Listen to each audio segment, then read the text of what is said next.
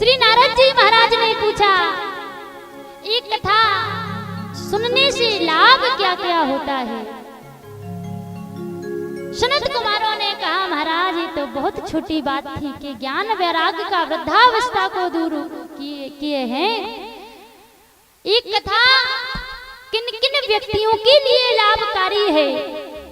हे मानवा पाप कृतस्तु सर्वदा सदा दुराचारता गता। कहा, जो मानव सदा पाप करता रहा हो, पापाचारी अनाचारी दुराचारी रहा हो, ई मानवः पाप कृतस्तु सर्वदा सदा दुराचारता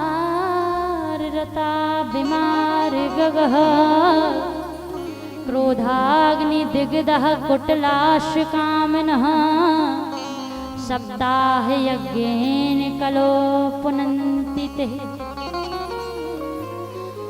जो मानव सदा दुराचारी रहा हो, क्रोध अग्नि में जलता रहा हो, दूसरों के प्रति कपट की भावना हो, इतने पाप करते करते व्यक्ति की मृत्यु अगर हो जाती है और मृत्यु के बाद यदि कोई भी उसके निमित्त श्रीमद् भागवत महापुराण का जो है संकल्प लेकर के श्रीमद् भागवत महापुराण की कथा उस व्यक्ति को श्रवण करा देता है, तो ऐसे व्यक्ति का भी उद्धार श्रीमद् भागवत महापुराण से हो सकता है।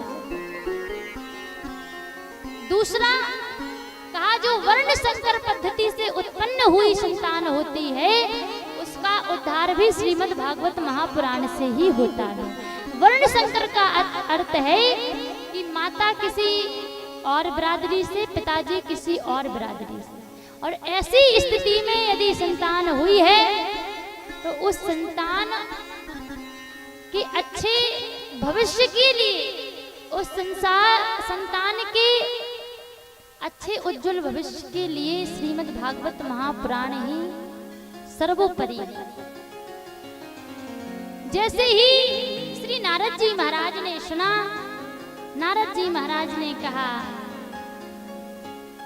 आपने इतना सब कुछ बताया ये तो ठीक है, लेकिन कहा मरने के बाद भी श्रीमद् भागवत महापुराण से मुक्ति मिल सकती है, ये बात कुछ समझ में नहीं आई।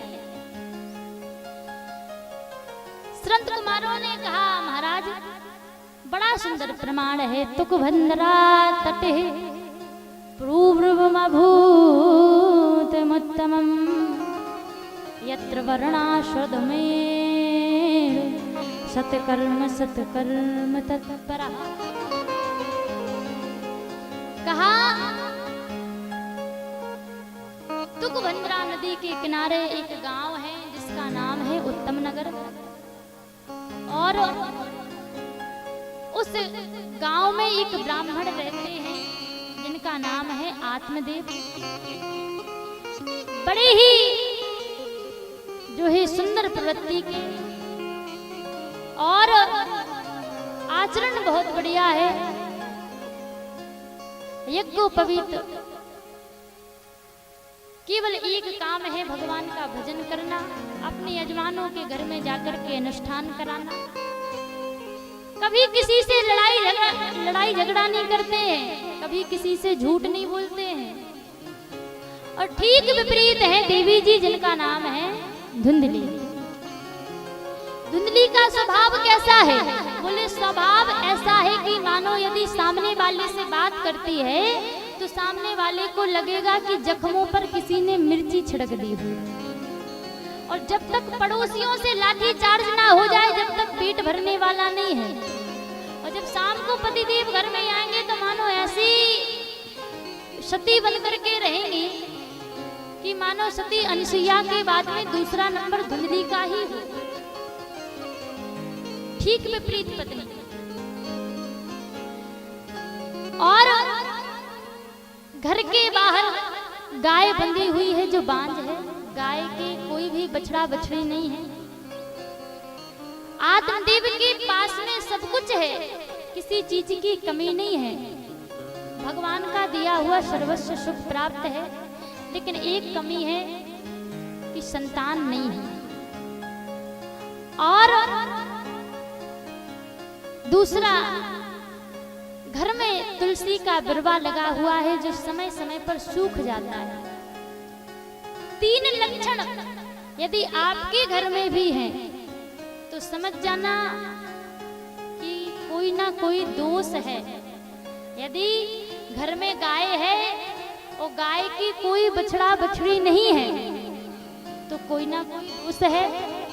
तुलसी का पौधा सूख रहा है बार बार, तब भी कोई ना कोई दोष है, और उसका जो है निवारण आपको जल्दी से जल्दी कराना चाहिए अपने गुरु से, अपने पुरोहित से।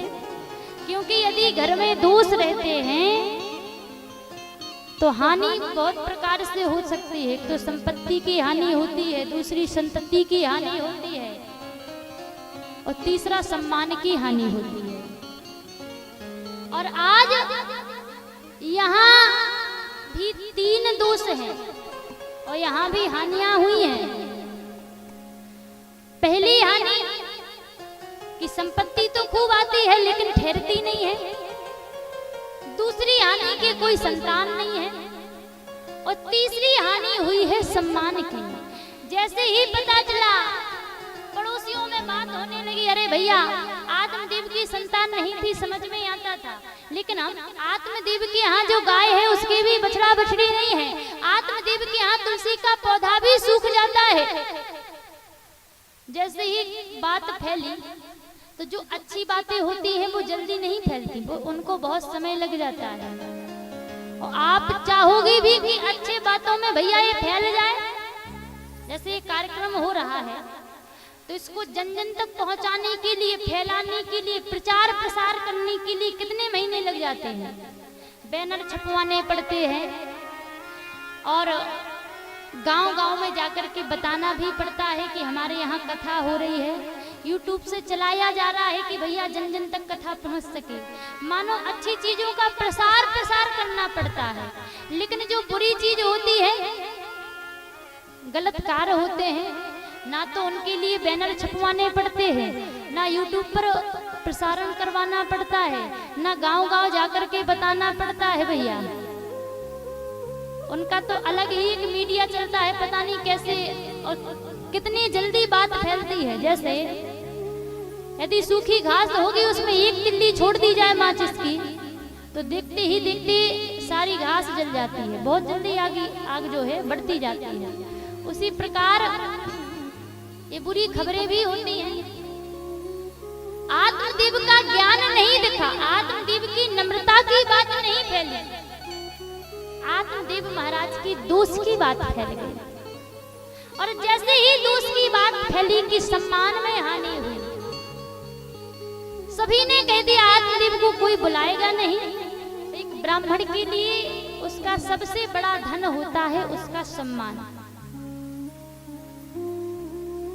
और यदि सम्मान चला जाता है तो चाहे कितना बड़ा धनवान, बलवान, गुणवान बन जाए, फिर वो उसकी पूर्ति कोई कर ही नहीं सकता है। आज आत्मदेव महाराज को जैसे ही पता चला, आत्मदेव महाराज बहुत दुखी हो गए और दुखी होकर के रोते हुए कहाँ पहुंचे? तुंगभद्रा नदी के तट पर पहुंचे। जैसे ही नदी पर पहुंचे हैं, आज आत्मदेव आत्महत्या करने का विचार बना रहे हैं, लेकिन हुआ क्या?